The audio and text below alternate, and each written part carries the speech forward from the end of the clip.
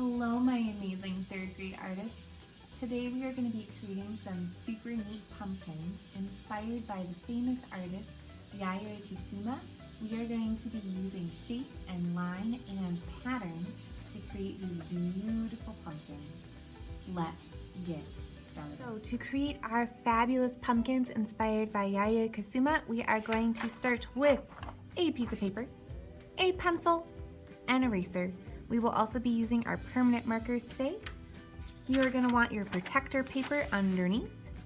And I will be modeling with crayons. You may use colored pencils or markers if that is what you have available to you instead. Let's get started. So first things first, we need to draw our pumpkins. I'm going to start with my pumpkin in the front.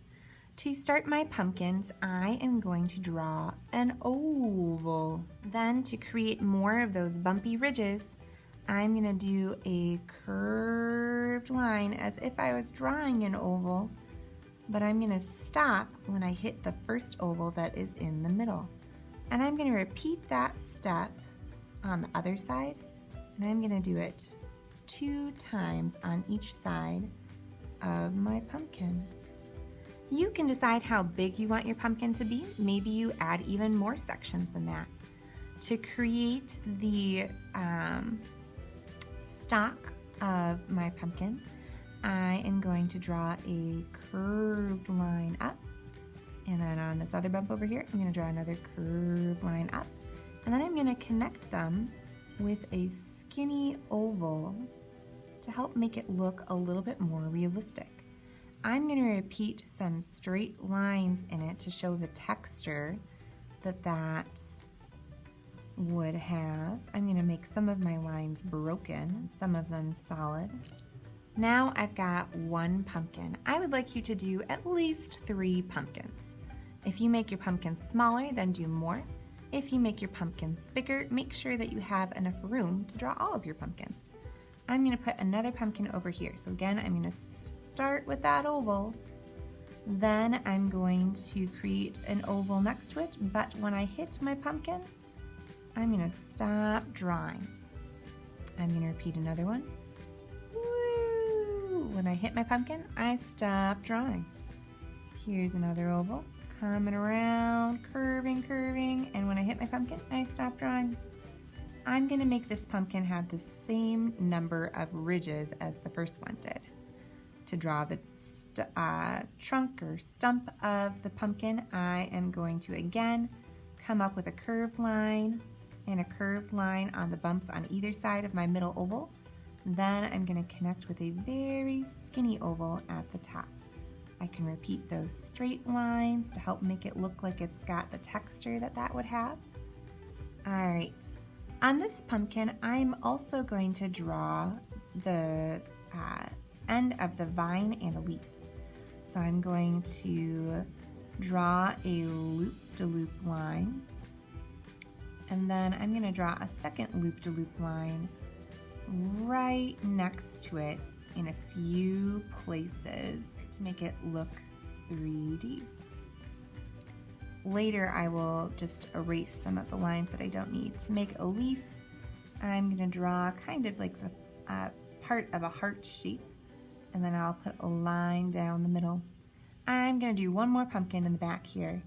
I am going to, this time to help me get the size and scale of my pumpkin, I'm going to draw even when I hit the other pumpkins, but I will come back and erase the marks that I don't need. So I'm going to put the middle of this pumpkin kind of offset. There's my oval. I'm going to connect 1 and 2 on each side. I'm going to draw that stalk. This time I'm going to go right off the page. I'll repeat those lines on the inside. And again, I'm going to do a curved line for the leaf. And then maybe I just have 1 curl for the vine. All right, I'm going to add in a horizon line so it looks like my pumpkins are grounded. At this point in time, I'm going to switch over to my permanent marker and I'm going to trace over things. I am not going to trace over some areas though, so that it shows that the pumpkins are layered together and creates that sense of space through overlapping. Got to put that protector sheet underneath. Then I can trace with Sharpie. When I'm done, I'm going to erase the pencil marks that I don't need.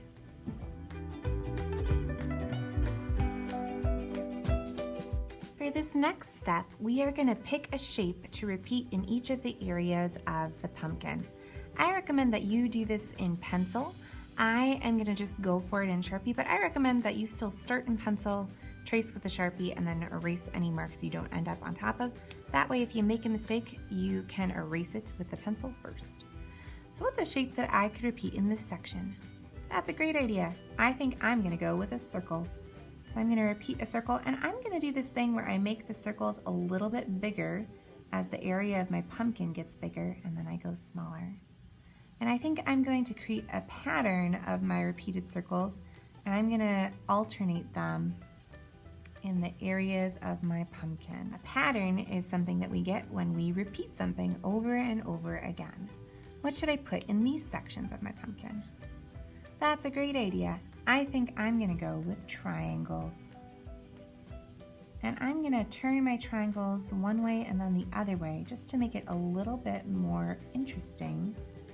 Again, I'm sort of changing the size of my triangles and the position of my triangles to fit that area just a little bit better. Then in this case, when they hit the other end of the pumpkin, I'm going to stop drawing. What shapes or lines should I repeat over here?